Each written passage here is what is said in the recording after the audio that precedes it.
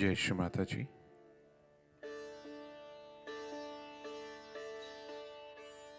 Let us all bow down to Shri Mataji.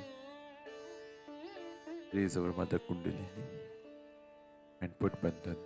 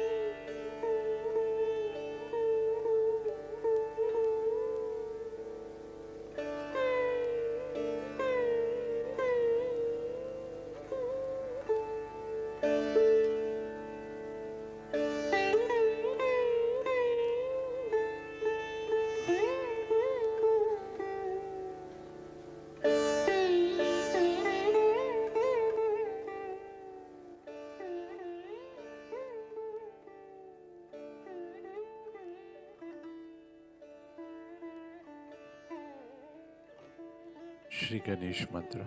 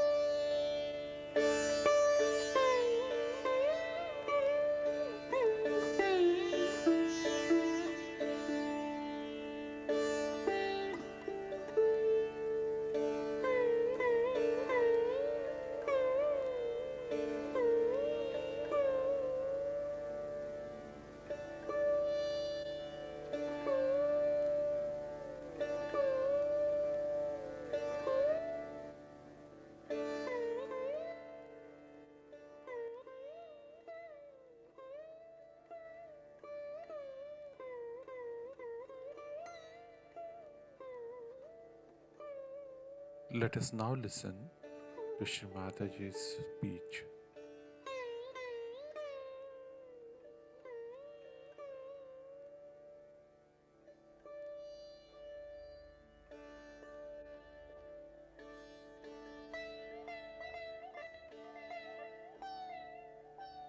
Today you all have gathered here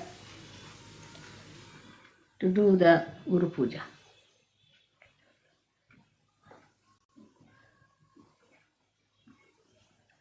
Your Guru is a mother first and then a Guru. And that has given me a greater help. We have had before also many Guru Pujas, mostly in England. And you should wonder why Mother always somehow is doing Guru Puja in London. The time falls in such a way that it is in Guru Puja. I am here. During that time, I have to be in London.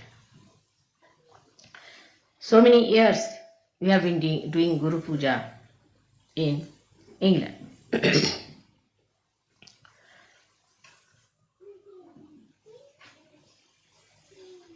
All things happen if according to Rutambara Pragya, then there must be some reason why Mother is here in England for a Guru Puja. It is stated in the Puranas that the Adi Guru Dattatreya worshipped Mother along the banks of the river Tamasa. Tamasa is the same as your Thames is. And he himself came and worshipped here. And the Druids, those who had the manifestation of the Stonehenge and all that, are originated from that time in this great country of Shiva or the spirit.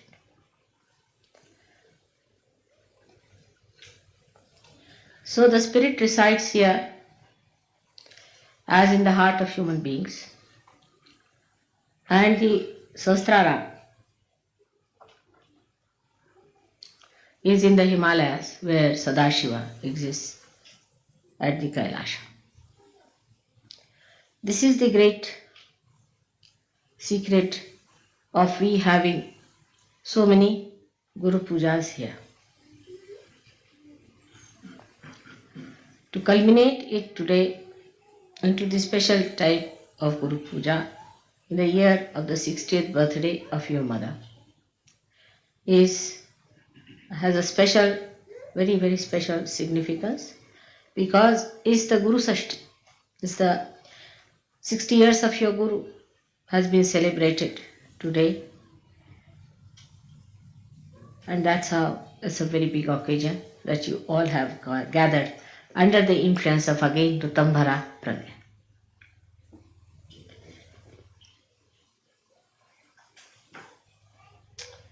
So all that has happened by the nature's own gift to you. And everything has worked out so well because that was the desire of the divine and the design of the divine. So the river Thames, which we call her as Thames, you see English have a method of making everything English. Like Bombay, they made it Mumbai was Bombay. You see, like Calcutta, like all other words were like that. Like Varanasi was made into Banaras. River Thames, which was really Tamsa, was called as Thames. Now from the name Tamsa, one should know that is a place of Tamoguna.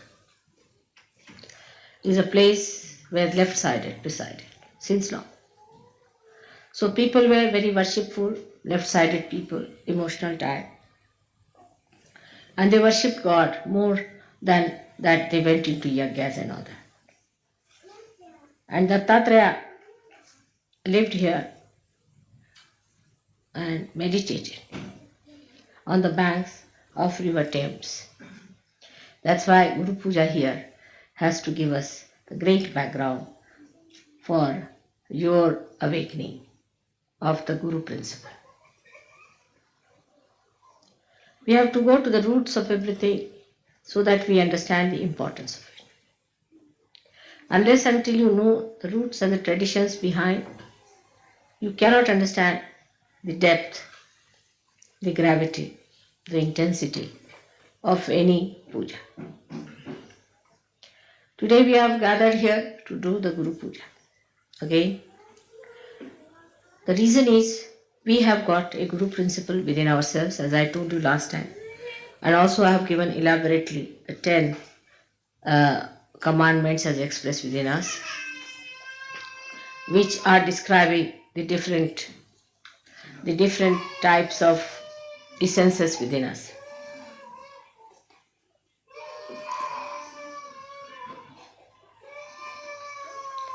The essence of Guru Puja has to be awakened within us. That's how we are having this program here.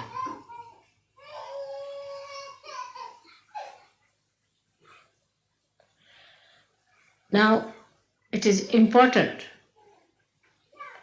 that we have to establish the dharma within us. Without the dharma, you cannot have the ascent. And as I have told you before, that the cleanliness of your being depends on how much dharma you follow religiously.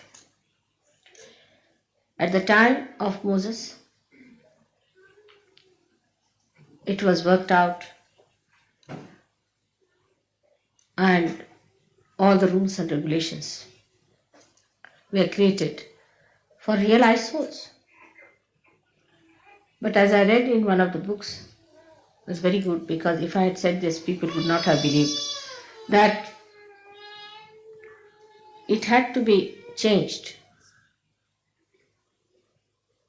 I think during the speech the children should not be here. It's better to take them out. After the speech you can bring them along. Those who make noises. Those who are quiet is all right, but those who are making noises, better to be out.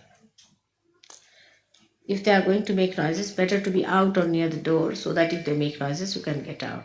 So there is no disturbance. During the puja is all right. You could be at the gate, door, or some place from where you can go. So the laws and regulations that were given to human beings were actually for the realized souls who would understand. But when Moses must have discovered the way human beings are, he must have changed them to very strict rules, because with human beings as they are, one has to be extremely strict. They can't understand anything but fear. If you have a stick in your hand, you can put them back. Without that stick, human beings won't listen. They are only all right if there's a fear. Now, if you see today, the condition of all the nations, those who are having leaders or prime ministers or presidents, they are all people extremely strict, very dominating, and very dry. And normally people like such people. Even Hitler succeeded because of that nature. So the character of a guru so far has been of a very strict nature for people who are not realized. Normally a good guru, Sadguru, he doesn't like to talk to people much. They throw stones, or they don't like to talk to people who are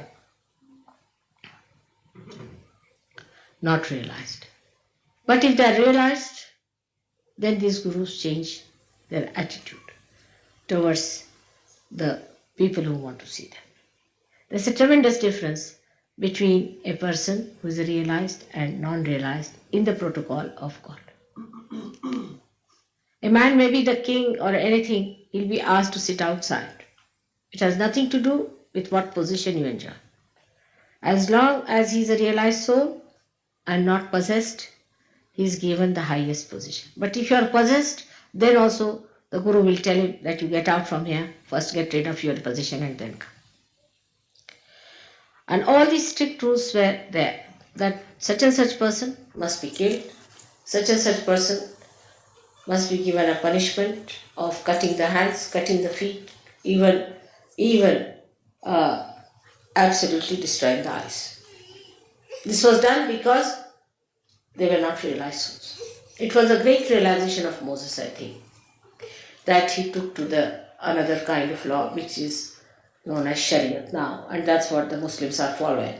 In a way, it's good, I think, because people who are now normal people really deserve such a rule. But it should not be so fanatical that you cannot discriminate between a realized soul and non-realized soul. Now, the guru within you will be awakened if you are strict with yourself. That's one point is very important. Unless and until you are strict with yourself, the guru will not be awakened with you. People who are lazy lumps, who cannot sacrifice anything, who are very fond of comfort, can never be gurus. Take it. They can be good administrators, they can be anything, but never a guru. A guru should be willing to live the way he has to live. He should be able to sleep on stones. He should be able to sleep under any circumstances. Not that the disciple should force on him, but it should be his own nature that he can adjust himself. Comfort cannot crawl on a guru. Now those who want your Guru principle to be awakened must know that you should not ask for comfort. Even for a thing like that, yesterday you saw the dancing. One has to do real tapasya. Intensive tapasya you have to do. You cannot learn even a thing like dancing without going into a penance about it. So a guru has to go through a penance is important. Sahajogi need not go. But a Guru Sahajogi has to do it. We have to have penances. And the penance can be any kind of desire you have. Say, supposing you are very fond of food. Just don't eat the food that you want to eat. If you are very fond of sweet food, then eat something very bitter, raised to power 108. And if you are fond of some sort of a very, as Indians are sometimes, very spicy food, then eat so bland a food without salt. Teach your tongue to behave itself. It doesn't behove a guru to put his attention to food. I have seen some of the Sahajogis, they are all right when the food is there, quite concentrated. But when it comes to the program, they have no concentration. It's a sad thing. Such people cannot be gurus. They can be cooks,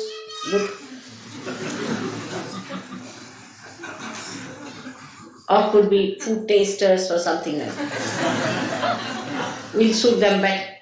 But if they have to be gurus, they must learn to control their tongue and their desire. I mean, fasting is a good thing for such people. Fasting is very good. All the time they are worried, what are we going to have for lunch? What are we going to have for dinner? Such people cannot have their Guru principle awakened, neither they can be gurus. So please be careful. The Guru must have control over the tongue. He must know when to get angry and when to be gentle. He must know what to say when, how much to say. That's why many gurus have been more effective by not speaking. Silence is the best way you can help others. But when it comes to explaining Sahaja Yoga, you should speak. But I have seen with some people, they are very eloquent when it comes to nonsensical things. But when it comes to Sahaja Yoga, they don't know anything about Sahaja Yoga. So you have to be the master of Sahaja Yoga if you have to be a guru. Not only in talking, but in your behavior, in everything. And the karamat is the, I don't know if you use charismatic word, charismatic they call it, or you say the one how to do it, how to raise the kundalini, how to put it at the sahasrara, how to break the sahasrara, all these things you must know how to spend your knowledge. Is Vini Yoga in Sanskrit. Guru principle is awakened in a person when he himself has achieved something. Imagine a half-baked guru going along talking as a guru. He'll end up as a disciple ultimately. So you have to be master of your own. But when the guru principle comes in, you have to give it to others. It's a question of giving it to others. So you have to be at a higher level to give to others. Have to be at a very high level. If you are attached to money, if you are attached to food, if you are attached to mundane things of life, you cannot give. Now the higher state than that can be achieved, which is natural in me, but can be achieved, is that you don't have to have any dependence like that any rules and regulations. Like saying that I will have no worry about food, I should fast this, that. It all ends up when you eat but don't eat. That's a state one should have. That you are eating the food, and if you ask, did you have your lunch? I don't know. Will you have your lunch? I don't know. Absolutely indifferent to the problems of the body. Where did you sleep? I don't know. What did you eat? What will you have? I don't know. This kind of a state is called the Atita state, where you go beyond. And whatever you do, you are doing it because it is to be done without paying any attention to it. It is automatic. Nothing is important. But this is, before becoming Atita, you have to tell yourself, nothing is important. You see, is a avirbhava, as they call it, is a kind of a drama you have to put in. Oh, nothing is important, this carpet is not important, I should try to sleep on the cement. First you have to do that. But after some time, it happens that you don't remember whether you slept on the cement or on a cot. Where did I sleep? I don't know. That is the Atita state. And that state is to be achieved now by many such yogis. In a state where you go beyond. Say there is somebody who is before you and you have to get angry. All right, you give me left, right, nicely, and then you're smiling next moment. Did you get angry with that person? I don't know. Did I? Like Buddha once said something in one village, and there was a horrible fellow who got up and said lots of things to him. And when he went to the next village, the fellow felt that, oh, I should not have done that, left Vishuddhi perhaps. So went down and said, I'm sorry, sir, I've said so, and I should not have said it. I didn't know you are the enlightened one, so it happened, so forgive me. He said, when? When did you say it? He said, in the last village. Oh, everything in the last village I left there alone. I don't know. That is the Atita state you have to get. So, even not to feel is not important. These identifications, when they drop out completely, then you are doing things in a karma state, where like sun is shining, it doesn't know it is shining. When the vibrations are flowing, you don't know it is flowing. Already it has started working in you. You are surprised, you raise the hands and the Kundalini is rising. You don't know you are raising the Kundalini actually. How do you raise it? You don't know. That's it. That state has already started Atita in you. But get it established in every walk of life, everything that you go beyond. And if you can manage that, that's the highest that you have to reach.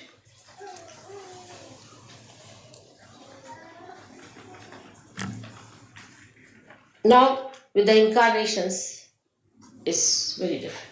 It's the other way around. Everything is the other way around. They don't have to do any tapasya. They don't have to starve. They don't have to tell them. Whatever they do is the punya. They don't have to collect punyas either. If they kill somebody, it is dharma. If they hit somebody, it is the dharma. Nothing they do wrong. They are absolutely immaculate. If they deceive someone, they cheat someone, it's perfectly alright. Because for a higher goal, you have to give up this smaller goals. It's justified in our day-to-day life, you'll see, that when you are defending your country, there's an enemy on you. If you have to defend your country, you can slay him. You can cheat him. Diplomatically, you can befool him. It's allowed. Why? Because for a higher goal, you have to give up the smaller. But for an incarnation, it is always the higher goal. He's not bothered about smaller goals at all. He doesn't have to weigh, think, rationalize, or to train himself or do some drama or anything. It's all done. Even the movement, every movement of an incarnation has a ripple in it, which is for the good. There's nothing, not even a moment is such which is not for the good of the world. So the incarnation is a very different thing that is not to be achieved, that has to be. Now, for example, the incarnation is the bhokta, is the enjoyer. He's the enjoyer of everything. Many people say have created. Now we have a carpet here from Turkey. These carpets were created by Turkish peoples some time back for an incarnation to see. So the Utambara Pragya will bring it round in such a way that at least I see it. Or I have it. So that their souls will be blessed. So that they feel nice. Like Michelangelo has made that not for popes, I can tell you. And not for all the rubbish people who go there. Neither Blake did all that work for the useless people who want to go and see nude artists. It was all done for the incarnation to see. That's the way they are blessed the most. Because they are beyond. Nothing touches them. Nothing is important. But it's not rational or anything that they have trained themselves. But it is automatically there.